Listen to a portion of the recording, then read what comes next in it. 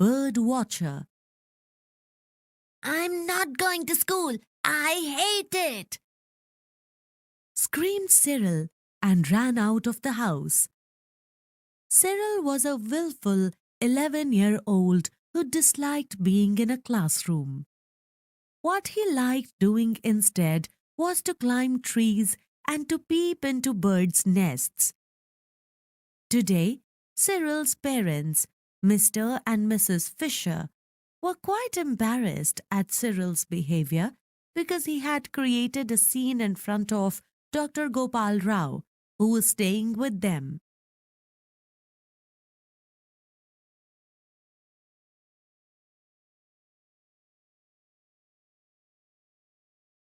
Dr. Rao had come to New Zealand all the way from India to give lectures on birds. I'm sorry, Dr. Rao. Mrs. Fisher said sadly. Cyril is so fond of climbing trees and peeping into birds' nests that he just doesn't want to go to school. Ah, I understand, Said Dr. Rao, smiling.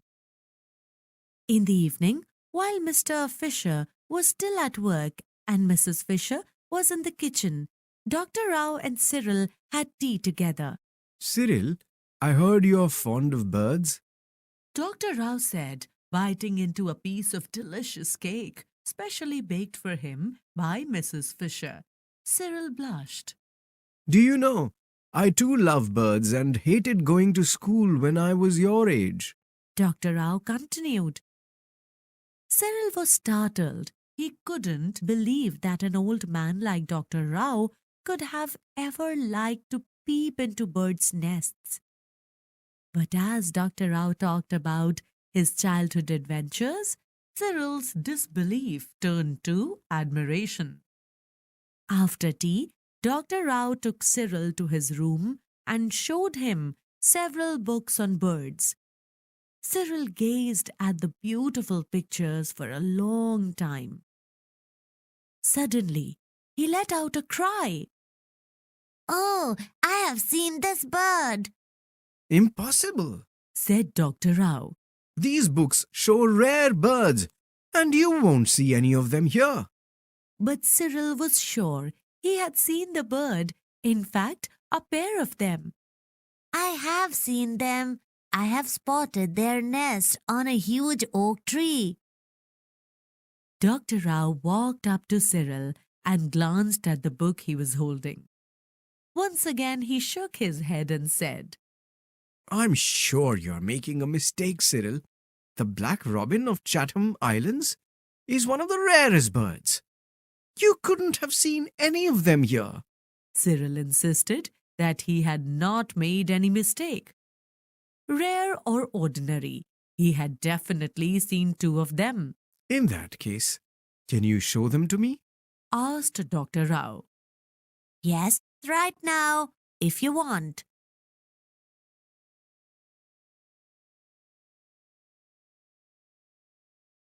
Dr. Rao hastily put on his coat, pulled out a pair of binoculars, and stepped out of the room.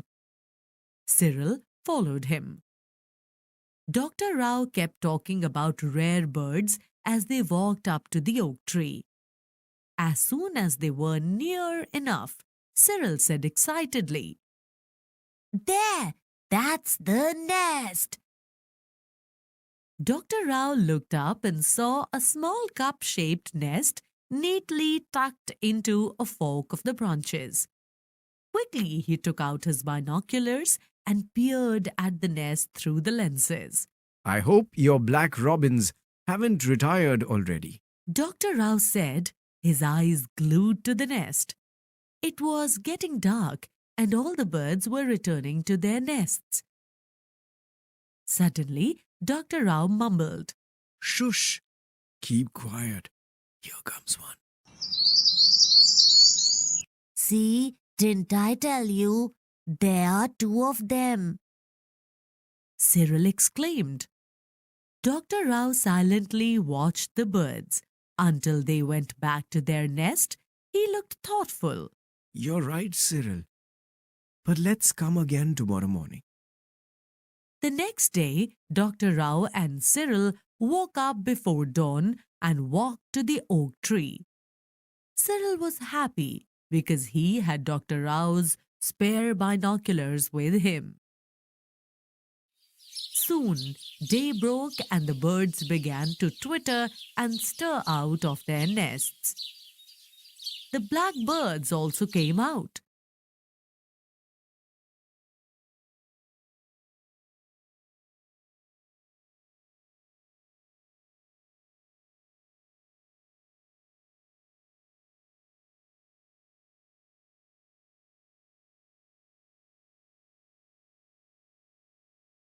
Immediately, Dr. Rao and Cyril focused their binoculars on them. After a while, Dr. Rao cried excitedly. Hurrah, Cyril! There really are black robins.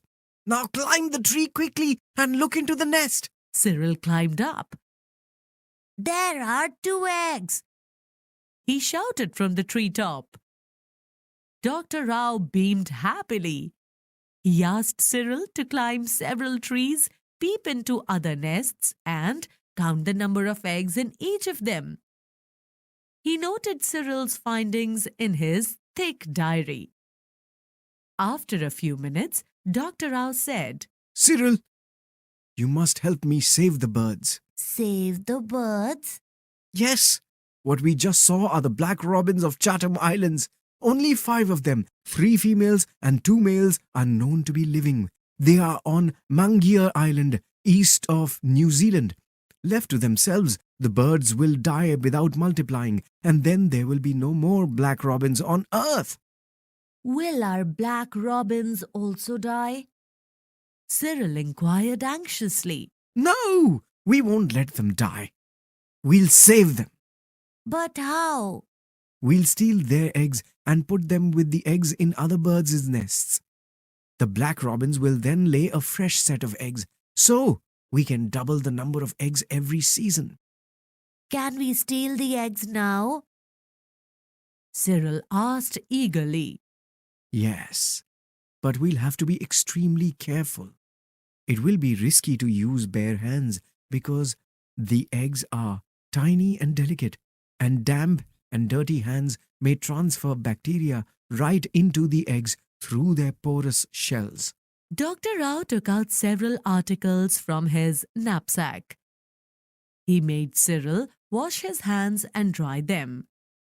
Next, he gave him some kind of spoon and a small container, both rinsed in a disinfectant. Finally, with the help of his thick diary, he showed Cyril 2 warbler nests to which they could transfer the black robin's eggs. Cyril followed the instructions and gently placed an egg in each of the 2 nests. The 2 trees were marked. Now we must pull down the black robin's nest. Dr. Rao said, Only then will the black robins build a new nest and lay a fresh set of eggs. Cyril ran quickly and pulled down the tiny cup-shaped nest. I'm going to keep this as a souvenir. He told Dr. Rao. On their way back, Dr. Rao said, Cyril, you'll have to work hard to make this experiment successful. Of course, some of my friends will soon come and camp here. You'll help them, won't you? Yes, said Cyril. I'll certainly help them save the black robins. We've done enough for this season. Dr. Rao explained. I've no doubt they can lay eggs 3 or 4 more times. But we must not tire them out.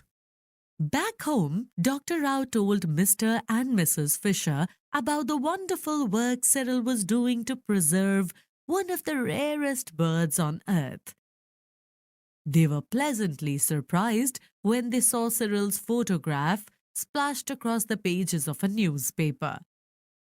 An article in the newspaper said that he had spotted 2 rare birds in his village, transferred their eggs and taken care of them, and as a result of his efforts, there would be more black robins in the world. That night, Mrs. Fisher found Cyril at his desk, studying. Cyril, She exclaimed. you're studying geography. You needn't be surprised, Mama. Cyril replied. If I don't study geography and don't go to school, how can I become an expert on birds?